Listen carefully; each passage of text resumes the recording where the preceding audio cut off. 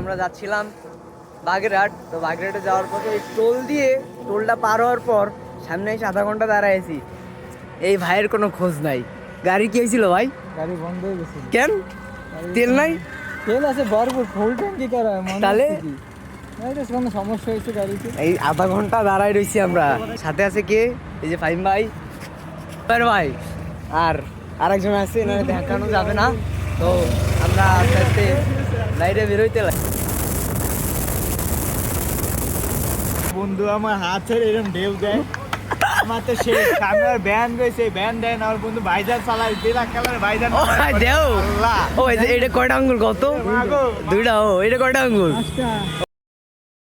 তো অবশেষে আমরা বাগেরহাট এসে পৌঁছালাম।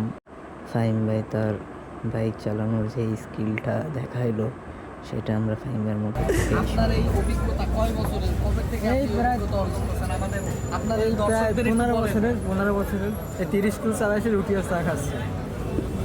তাহলে কি এই রুটি চাকে আপনার স্পন্সর, আপনি খাওয়াচ্ছেন? হ্যাঁ আমি